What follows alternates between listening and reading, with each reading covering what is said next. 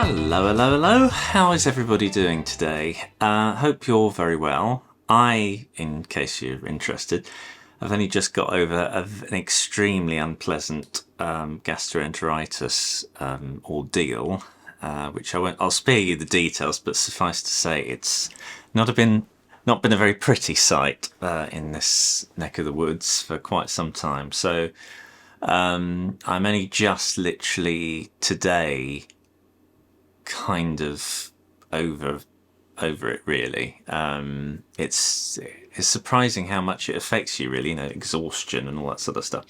I won't bore you with all the details, but that's the reason why I've been away. Now, I'm coming up to the end of this advert, and this is the first shot I'm doing with the second woman character, imaginatively named the second woman. And she's been modified since I made her. There were quite a few changes I had to make to her. Her arms, for example, were not really good enough. What I had to do was, she's got a set of constraints in her arm, very simple set of constraints like this. They're not deformers. I can't remember if she's actually got any deformers in her arms. Oh, she does as well. Okay, yeah, she does. But certainly deformers there. And one of the reasons why I had to alter her is to get this position. It never quite looked right. I wanted a nice sweeping curve for her arm. And it just always had that kink in it. But I did want a kink occasionally in her arm, you see. So the advantage of deformers is that you can move them around. But the disadvantage, as you can see with a character like this hurriedly put together, is that you get that kind of strange sort of disquiet there.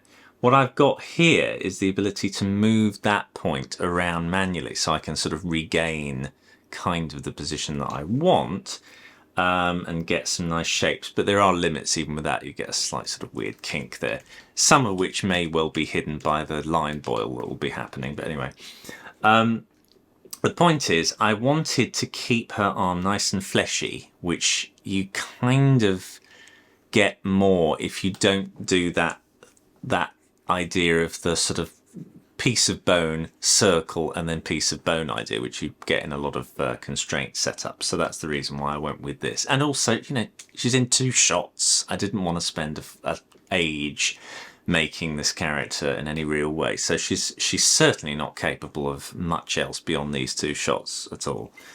She doesn't have any legs. She is just this. She's got a deformer running through the whole thing, and she's got a constraint through her whole body. Her most interesting aspect, apart from the fact that I can switch between arm types, so I've got a switch here that changes her arm type. If we have a look at her node view, you will see that she has, if I can find it, let me see what's going on. Not that's to do with the line work. Arm split, yeah, we are. So what I used was an image switch. So because they are fundamentally, structurally, totally different, requiring not just a different sort of peg structure, but a different image structure. You've got one image for the whole of the arm for one of these, and then two parts of the arm and all that sort of stuff. I needed an image switch to say, I now want to display this arm, and now I don't want to display this arm, I want to display the other arm. So that's what I've gone for there. When I render it, you've got that sort of nice haze around the eyes, so that's certainly not what she actually looked like. And the only other thing is, if you notice, her hair actually will show through the background. So if I can show you this by, let me just go here and change the color of the background, and it should change the color of her hair as well. Yeah. So her hair is actually eating away at her own body, if you like, to get that look. I just wanted that look. There was a look in certain 1950s cartoons where that sort of thing happened, and I wanted to recreate that. So I had to go in and alter it a little bit more because it wasn't quite working in the way I'd wanted. The other thing I did, you'll notice that these are the not very well drawn birds that she's putting on a zoetrope, and she's going to swipe at, and the birds are going to sort of start moving on their own like little model animated birds. Each one has something called a held switch, which again is another kind of switch. She needed the ability to have, I mean, I overdid this. It only needed to happen on one of these birds. But once she puts it down, I needed the ability for it to relinquish her grip. So she's holding it in one frame and now she's not holding it there. And as you can see, the switch goes from one to another. And what this does is it just switches something called a transformation gate, and it accepts an input in one and then it switches to what I've called a null. In other words, it's just a peg with absolutely nothing on it. If I wanted to, I could move that peg around, but it's just a complete zeroed neutral entry point, and it's just saying I'm now not taking nothing is holding me anymore, whereas this one is being held by her hand, which is connected to her hand throughout her group, you see. So that's all going all the way through. So it switches from being held to not being held, and then you sort of make adjustments. The other thing I did, as you notice, if we zoom out here, you'll see that I know that we're getting an OpenGL view here, so it's all quite sort of, pixelated. But you can tell her line work is quite thick and juicy and solid, whereas the line work on these is quite fine and tiny. And this will come up quite a lot in any production that you're working on, where the line work at a certain distance starts to look a bit strange, particularly if you've got a giant, say, interacting with a small character that you do various close-ups with. You need to be able to alter the thickness of the line work itself. And you can only really do this with pencil-drawn artwork because of the nature of the beast. So what each one has is this little slider, and that will affect the thickness of the line. In order to show the thickness of the line, you can tap this little red doohickey. Now, I think the reason it wasn't doing it is because I have to sort of enable it. Just a minute. Like that. There we go. It's because I duplicated these and I hadn't sort of refreshed the project. Anyway, you'll see here that it's quite thick now, and that's the thickness of the line that I actually wanted. And at any time, if I want to, I can slide this around. Whoops. Undo that. If I slide it around, whoa. It's because I'm zoomed out so far. If I slide it back, it's because, again, this one isn't set up. Hang on. There we go. Let's do that. There we go. So you can see now when I slide it, it's gone from a very faint line to a very thick line there. Now I'm just going to undo a few times to get rid of all of that. Oh, it's right at the end anyway. But what I did to achieve that is quite simple, but it's just something you have to do. So it's a simple, the lever itself is a simple master controller function wizard. It's not anything special. But what you need to do is, if I just have a look at the structure of the boidy, all of the artwork of the bird, the pupil, eye, U beak, D beak, up, down, beak, that's what that means, upper part, lower part, head, tail, A leg, B leg, all of this stuff. If I select all of it at once, actually that's not hard to do, I wish I could. What you have to do is select each one individually, go to line thickness, and now I can't remember which one's on by default, just a minute. Yeah, so you have to make sure both of them are ticked, and then it opens up these options, you see. You don't change anything about them at this stage at all, but little mental note that proportional is always on 1, and it's the proportional that you want to change. You want to change the proportional overall. That's what so all the thickness and thinness is preserved, but you want it to overall scale up and down. So the smaller bits will scale percentage-wise, and the bigger bits will scale percentage-wise. So you turn them both on. Then you do select them all. Let me just get rid of that. You do select them all like that. Let me just make sure that I don't select the other stuff. And then you go to this. Slider widget is what you want. And then you change the attribute of multi-line art thickness. Now, rather unhelpfully, that means I'm going to change this.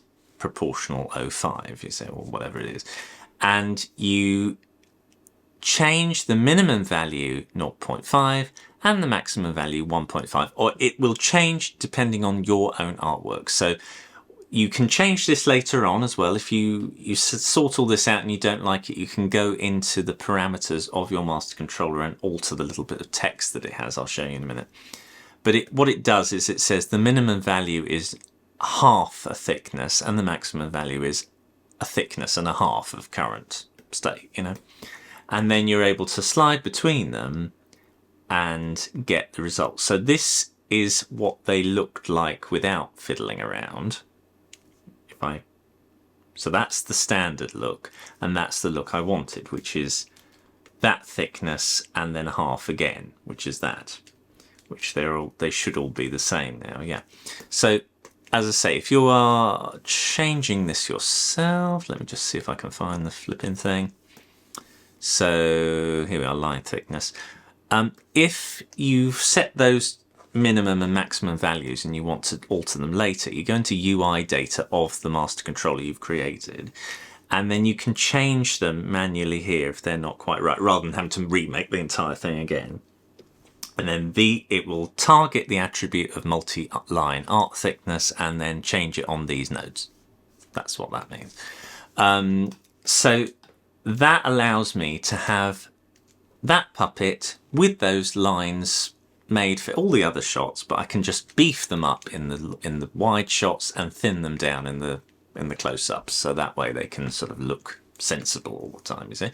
So I did that because I thought that was very important for this character. And then if I want a little preview, I can just press the top one, but I don't want that at the moment. The middle one should work, that one won't. Yeah, because that needs re-enabling again, and I can't be bothered at the moment. Anyway, it's not that important, it's just for preview reasons.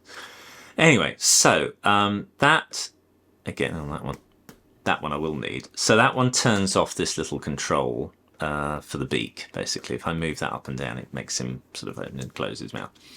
So I've got for her, I've got a similar deal where I can turn the controls on and off for various parts of her. So this turns on and off the controls for her arm. This is the end result. It's interesting as well, if you turn that on, it does actually seem to affect things. So I've got to leave that in. I'm not entirely sure why that is, because it shouldn't do. It shouldn't have any effect. But life's too short, I've got to get on with the shot, so I'm just going to leave it on. And then that'll render that nice thick line and make sure that that looks the same way. So it's annoying, and if I had longer I would make sure that I root that out, because especially if it was a recurring character, you do not want loose ends on a recurring character. But this character, twice she makes the appearance, I haven't got the time. So her arms, all that sort of stuff, the usual deal, little blue dot to actually move the hand around, and then just move the arm if you want to, sorry, move the hand if you want to move the arm around. She's got two controls here, one that moves the face, one that moves the head, and then if you move the head, it moves the body as well. Yeah, pretty straightforward in essence, but there's a surprising amount of fiddling little detail that I had to go through. Her patterns are actually sort of attached to her main body using a deformation. So as far as I remember, okay, no, I haven't even done them as a kinematic output. They will deform just as much as the rest of the body does, but I can also move them independently if I so wish. And that's it really. I'm just in the process of animating it, so I thought I'd just show you what I'm doing. Whoops, just turn that sound off. So what she's doing is she's sort of putting the puppets down on a kind of zoetrope setup really, and then she's going to use the other hand to spin this around, and there's going to be a bit of crude animation of these rather bad birds flapping a bit, and then it'll turn into that more attractive sort of owl character that I did a few months before. Months, I know, there's so much going on in my life, it's ridiculous. This year has been extremely frustrating on so many levels. There is, behind the scenes of Ollie, the Ollie world that you see, there is just so many things going on. They're not even very interesting things a lot of the time, but they all need attention. And it's very dull human people are, you know, it's family stuff and all of that sort of stuff. It's not been expected and it's frustrating, but there we go. Anyway, bore you with my life. So there we go. That's what she's going to do. Now, she's going to sweep forward. Now, here's something that may be of interest to you, animation fans. I was looking at some shots that I did for Bob the Builder back when I was 20... God, when was that? 23, I think. And I should cut myself some slack here because I was quite young. What's interesting about it for me is that I remember a lot of these shots being better than I now regard them to be. I know, you know, that's a massive surprise, I'm sure, to people. You know, everyone improves. But what I was surprised by is the way that I didn't think they were very good. I was, and still am, in awe of Disney animation and the quality of the subtlety of movement and all that sort of stuff. And I think, truth be told, I think I was a bit cocky internally. I didn't sort of throw this around, but thinking I can do a better job than, you know, the standard here and blah blah blah. It was retrospectively a very stupid way to think, but there we go. As I've said to many people before, I think you need to have when you're animating, you need a weird mixture of arrogance and humility. And I think because you're always a bit humble in the sense that you're never satisfied with your own work. I think that's always been the case with me. I'm always trying to think, that could have been better. That could have been better. What was fascinating was that I wasn't good in a way that I didn't think was important. Okay, so I'll fill you in exactly what I'm talking about. There were some shots that I did with Bob in particular and some of the other characters, and they were quite stilted, I thought, for the time. One of the things that I really loved, I was looking at some of the work of other people who I regard even more with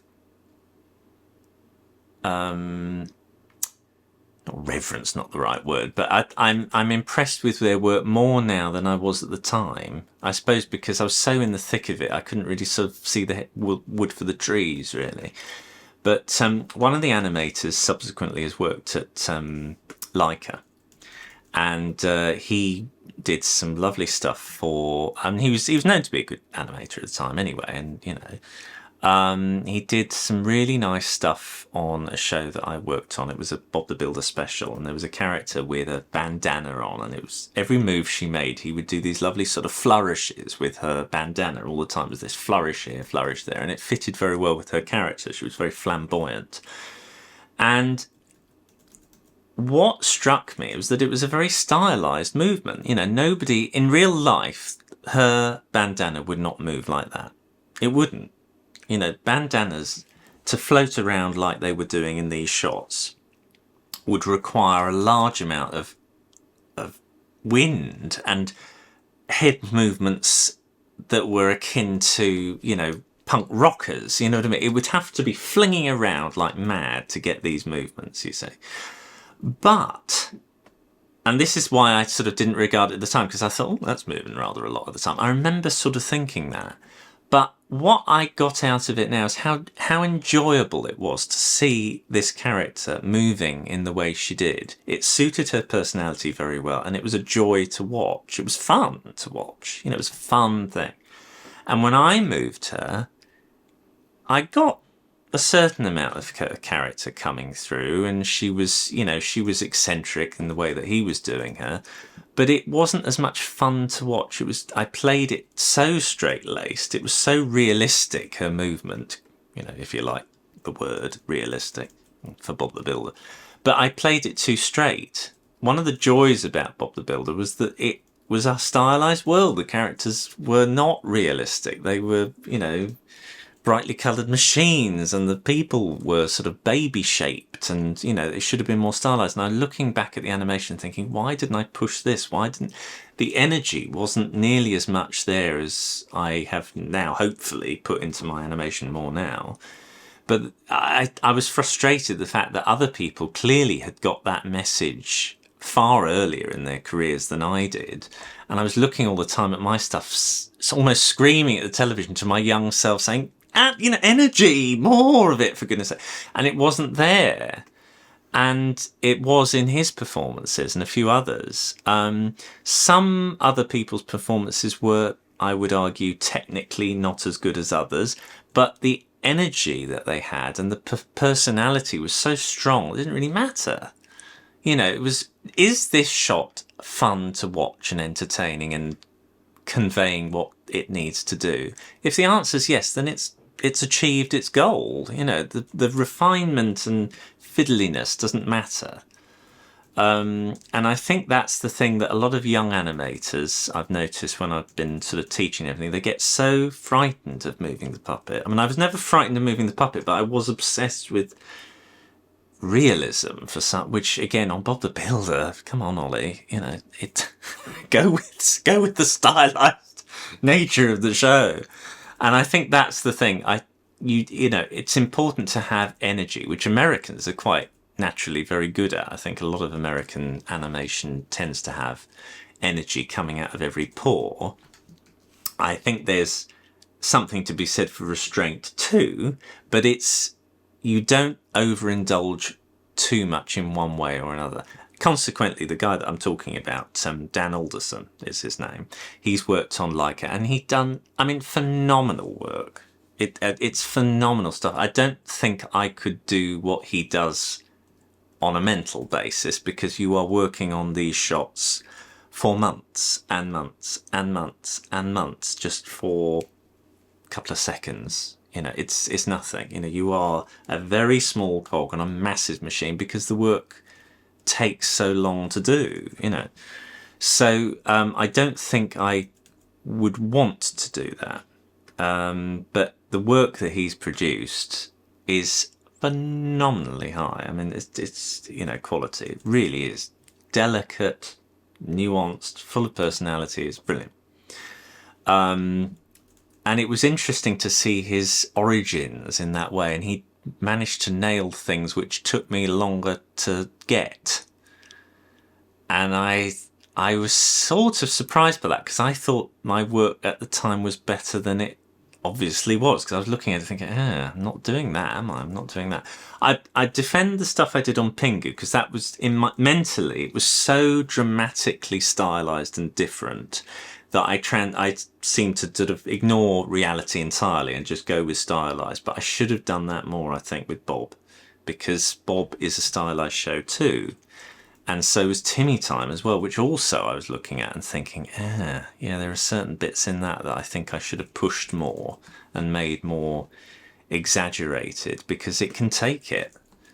You know, I think stop motion animation, one of its great strengths is that it can take a lot of errors very comfortably. CG can't. CG, you've got to refine. It's interesting, when you get stop motion animator going over to CG, which you've done, you discover that CG is very unforgiving when it comes to errors of movement. Very. You can't get curves wobbly.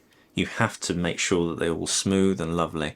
It does not look good if CG is done that way. They talk about errors in CG. It's a different kind of error that you've got to put into those. I'm taking forever to animate this because I'm talking.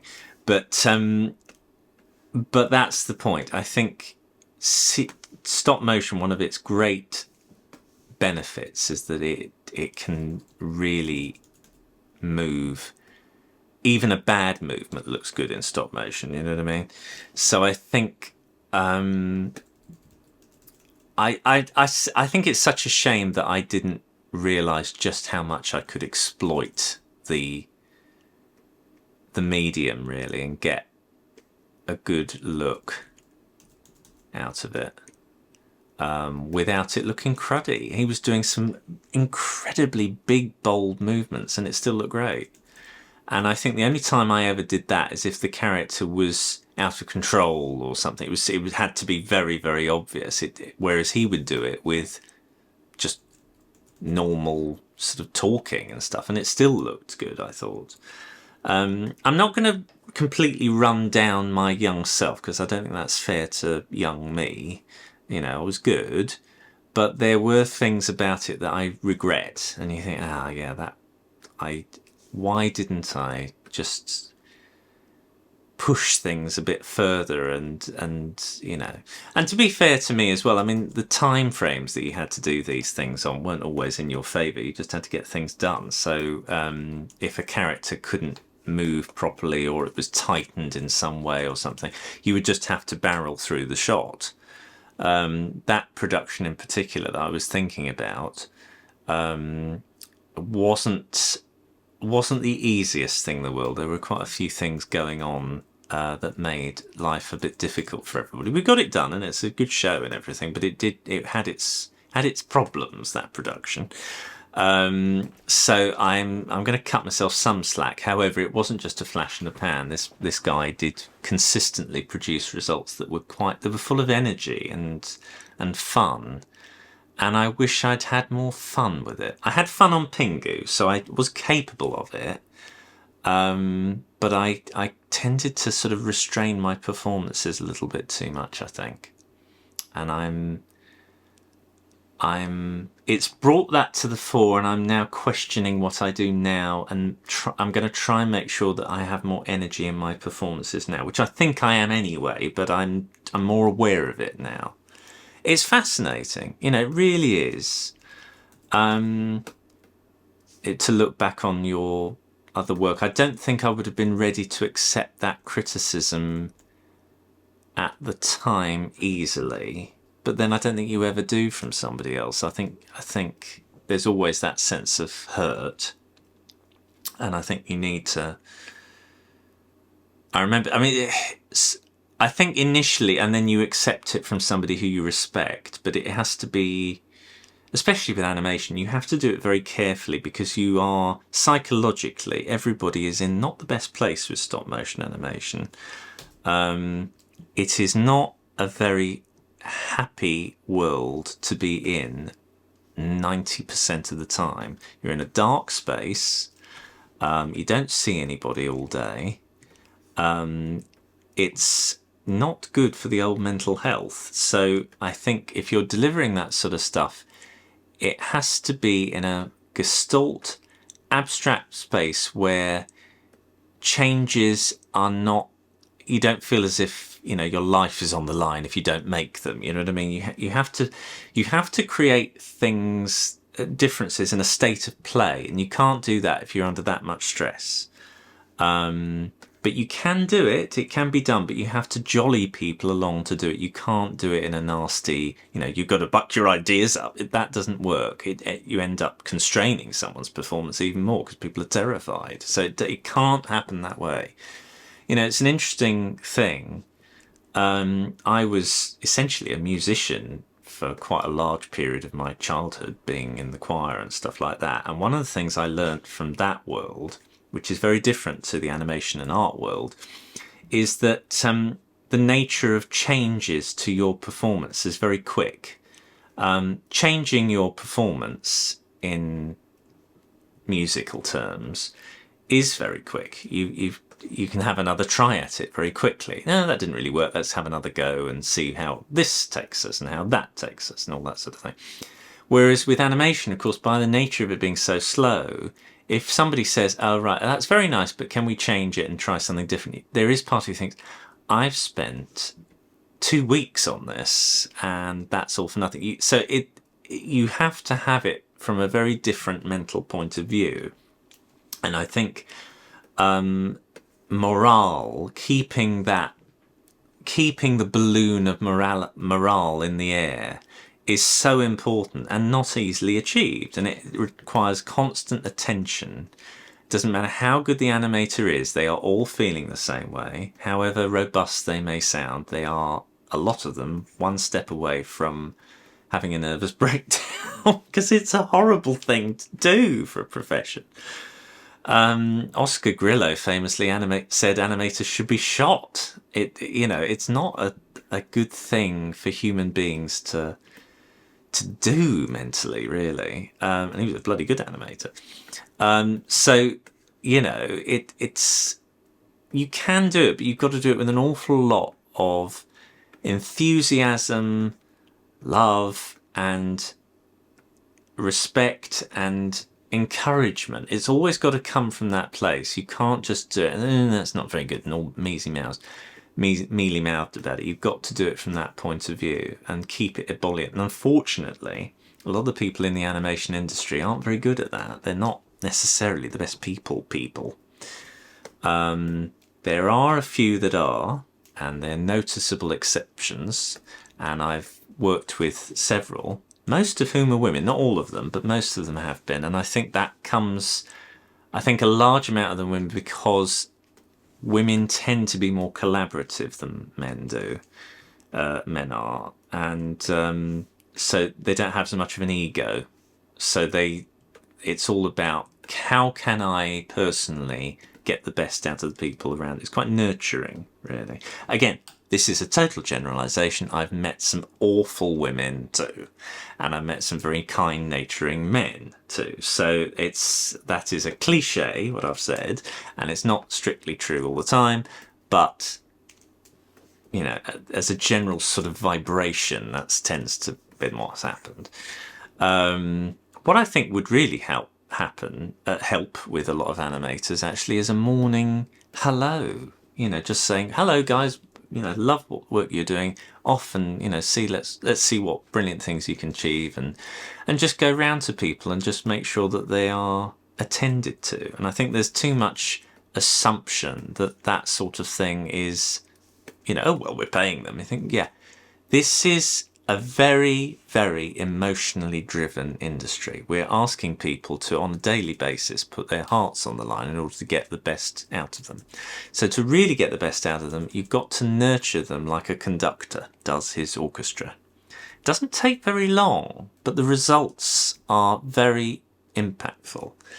And I think that would really help quite a bit. And unfortunately, as I said before, a lot of animators just aren't very good at that. They're not. A lot of animators are shy, and they're nervous about being around people. They're worried about being thought of as egotistical.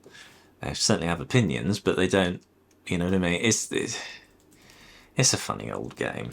Anyway, so that was just on my mind the last few days, thinking about that. I'm also trying really hard to not be an inverted snob about a lot of animation techniques that I've previously had in my life, because I think once you start saying, oh, you didn't need to do all that, all you need is this, that and the other, you're closing yourself off to potential working methods that are better than you've known previously. Conversely, I do think there are times when other more simple ways to some prescribed working methods could be learned from. But nevertheless, I do think sometimes, it works both ways. I don't think you can always... what am I trying to say? I just think it's important to know when to do something and when not to do something. Case in point, live action reference. I think I'm a bit allergic to live action reference, and I don't always think that's a good thing that I'm allergic to it. Conversely, I've seen people hang on to live action reference to a point where it's absurd. I mean, they're wanting live action reference for Postman Pat. I mean, the man doesn't even have any hips. You can't do all live action reference justice, because the character might not necessarily have all the bits and pieces in it. But it has its benefits too as well. It's be sensible, I think, is the point I'm trying to make. And I don't think always, like, people rely on live action reference to the point where it's almost like a Hitchcock idea of virtually making the entire film and then, oh, by the way, now we've got to just move the parts to be exactly the same as the live action reference. Well, there are things animation can do which a live action reference can't. So what are we doing in these parts? You know, I mean, as you can see, I'm not using any live action reference for her. I just instinctively know what I'm going to have to do. I've got my thing mapped out. And maybe it would benefit my shots to have live action reference. There might be subtle pieces of movement which I'm not getting, which a bit of live action reference would have inspired me to do. You know, I'm not going to totally discount it, but at the same time, I've got to get on. You know, live action reference costs time to do. And I think probably the best way of approaching live action reference is, you know, is this shot one of those shots that's special in some way? Or is it a shot that's just getting you from A to B? If it's an A to B shot, is live action reference strictly necessary? Usually it's probably not. You know,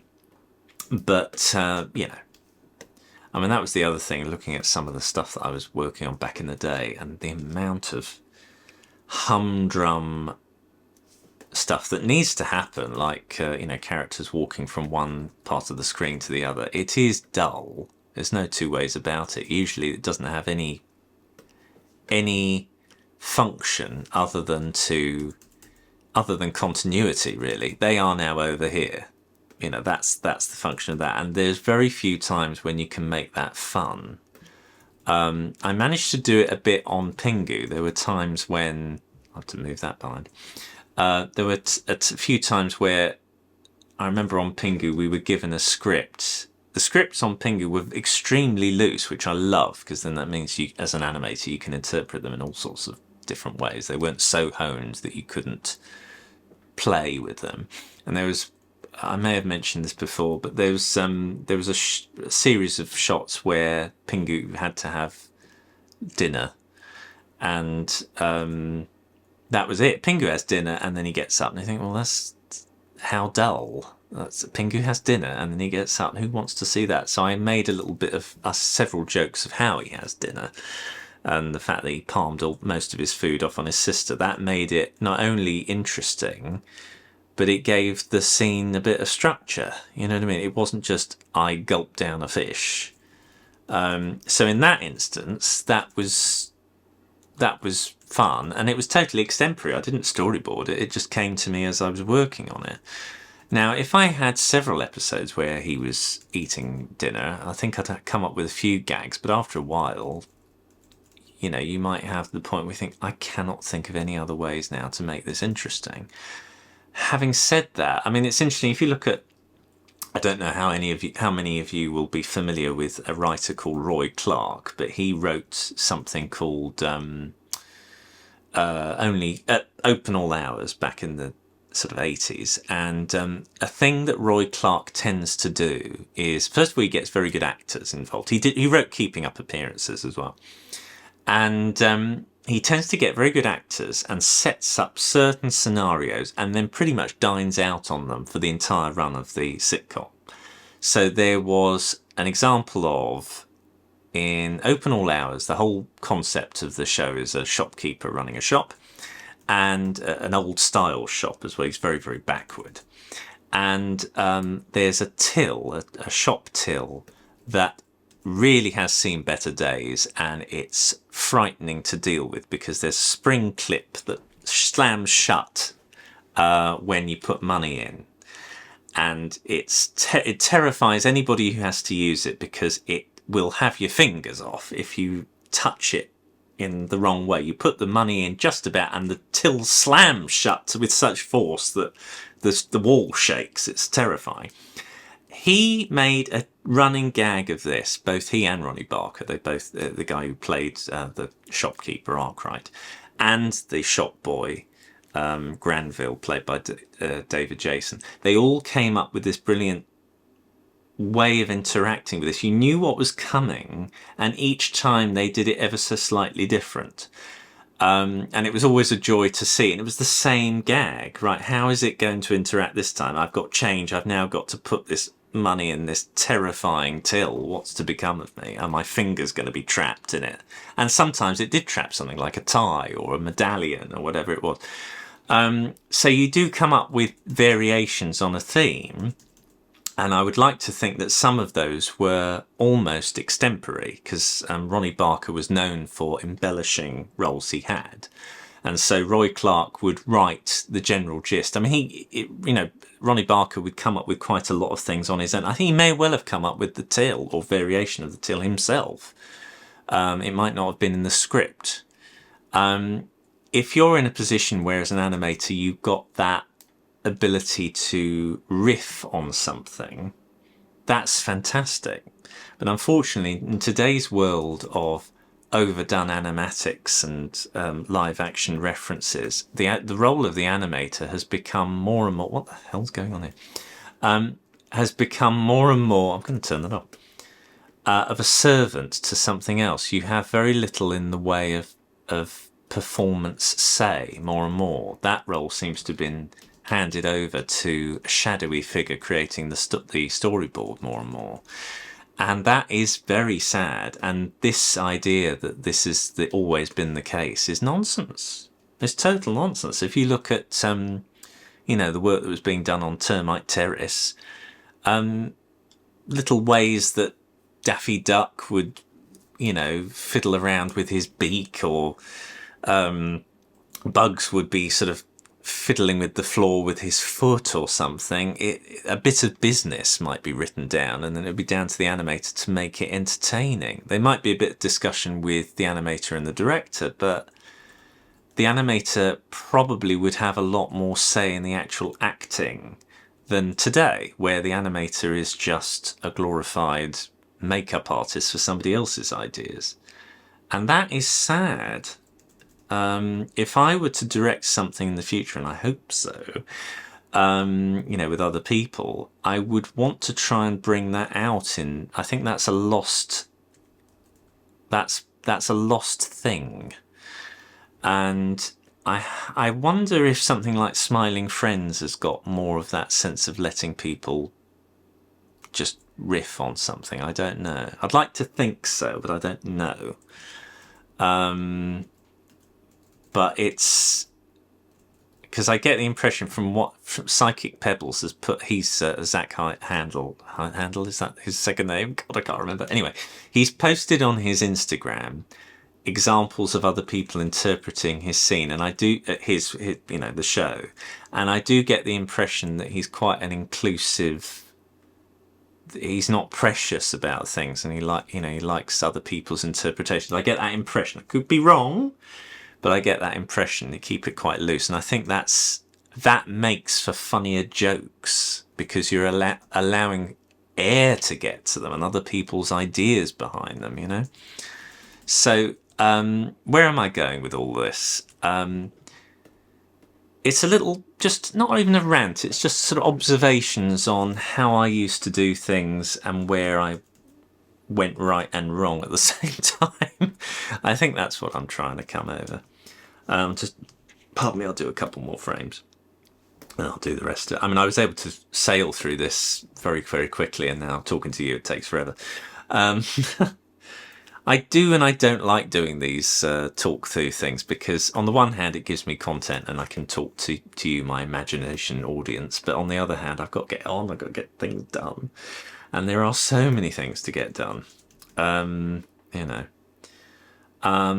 Also, I've got what's it called? Harmony 24 is out now with all of its bells and whistles, and I'm not able yet to really use it. I'm still on Harmony 22 because there is currently a glitch which stops the function wizard button creating correct function wizard buttons, checkboxes, and they're so fundamental to the way I rig things, I can't use it. So I'm waiting for that to be fixed, and then I can get on with it, which is annoying because there are lots of things I want to show. There's some very clever ideas with transparency of pencil line when you're drawing with that. That's quite nice, and of course all the 3D things, which is a big part of the new setup. It's quite quite a big thing that they've done. Opened up Blender. You can now import Blender models into it and render them using Blender and all this sort of stuff. And even if you're not using Blender, you can import object files in and interpret them as 2D models, which is particularly interesting and useful, and you can animate them in the same way as everything else, which is wonderful. So it's opened up all these possibilities. Also little quality of life things like being able to have for the right nodes a set, well, you can set a path for things, but you can also set, like, you know, what the file is called by the scene name and the date and all this sort of stuff. Little things, but they do make, you know, making your work a lot easier. So I'm wanting to get to grips with all that, and as I say, I can't at the moment because, you know, that's in the way. So that's the reason why I'm still not using it, because I want to, but I can't. There we go. And in other news, Adobe going right down the plug hole has been very entertaining from from an outsider like me who hasn't used an Adobe product in, gosh, how long now? Well, I'd say 10 to 15 years. It's quite a long period. I've been using Affinity all that time, and for the most part enjoyed it. I mean, Affinity's not perfect. There are bugs in Affinity software which are annoying, and there are certain special things that Adobe stuff can do that Affinity can't do. But conversely, there are things that Affinity can do really well which Adobe still can't do. And also the price. I mean, Affinity stuff costs a fraction of what Adobe stuff costs, and even if you add up, you know, Final Cut or DaVinci Resolve or even this Harmony Premium, you know, I bought Harmony Premium altogether for £2,000, and then I pay about 250 odd a year for silver support. That's what I've been doing, and for me, that worked out really well. But the thing is, I own the software. I do actually own it. If I wanted to stop updates and just say I own it and that's the end of that, I could do that, though I would like the updates, thanks. But still, all right, I'm paying $250 a year or so for the updates. I mean, that's not bad, is it? Whereas with Adobe, I think that for your entire suite, you'd have to pay, I can't remember what the figure is now. It's such a huge amount of money for mostly programs which you don't use anyway, and then all their ghastly AI policies, which no wonder people have said, right, that's it, I've had enough of you and your evil business practices. So yeah, I don't at all blame people for finally making the switch. I just wish it had come about earlier, because alternatives have been around for quite some time, and I've known that Adobe have been overplaying their importance for a long time, and and I don't think that the programs that they make are very good for the most part. I think they're over bloated, underfunded in terms of development, and they're coasting. They've been coasting for quite some time, and I think that that's a big problem, you know.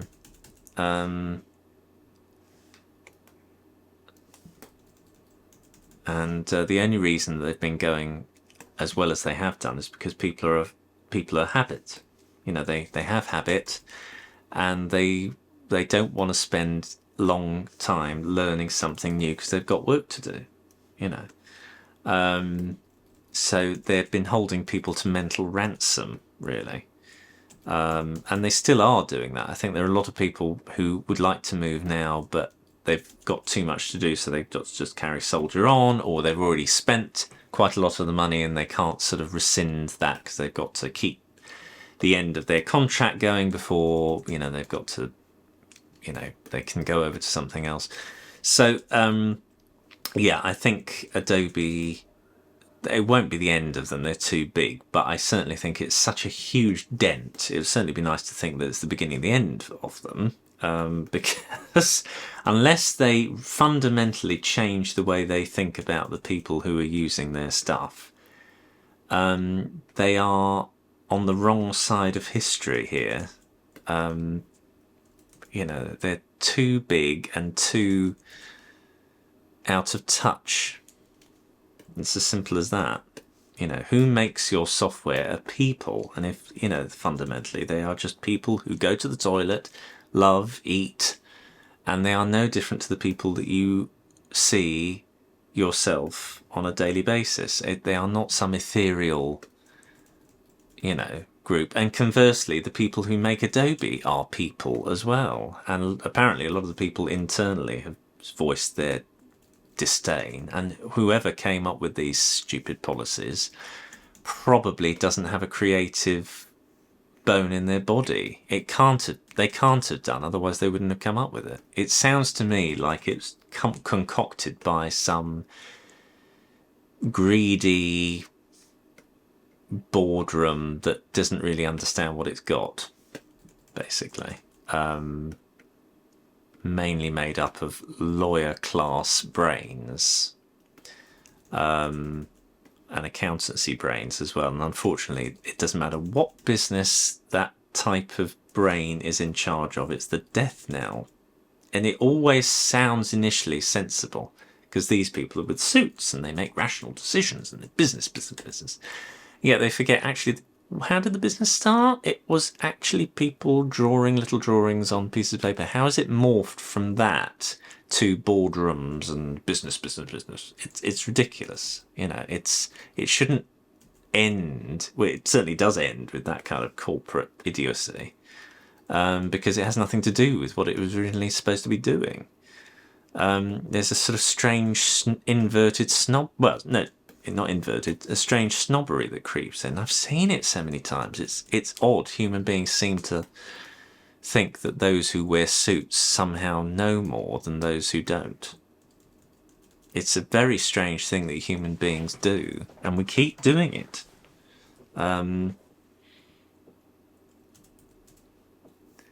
You know, we sort of patronisingly think, oh, isn't it wonderful how these artisans do such and such a thing? Anyway, you know, it's all very well, but this pottery business needs some more people in suits, you know, not people who make pots. I mean, it does get to that sort of absurdist stage, and I've seen it happen surprisingly often. It's extraordinary, really. Anyway, la-di-da. I'm going to leave it like that for now because I've got other things to do today. And I've got to get on with this shot. But there we go. You get the idea. She's sort of putting that down and then whizzing it through, and then these are going to animate. Hope you've enjoyed this sort of... It's not a rant, is it? It's just a sort of observation. Whimsical observations of an animation bystander, we'll call today. But I hope you've enjoyed this rambling, and I hope it's stimulated some thoughts in your own head. Enjoy your life, and I'll speak to you soon with lots of goodies of what's to come, not just with this, you know, Patreon stuff, but also other things that I've got brewing coming up. Okay, love to you all, and speak to you soon. Bye-bye.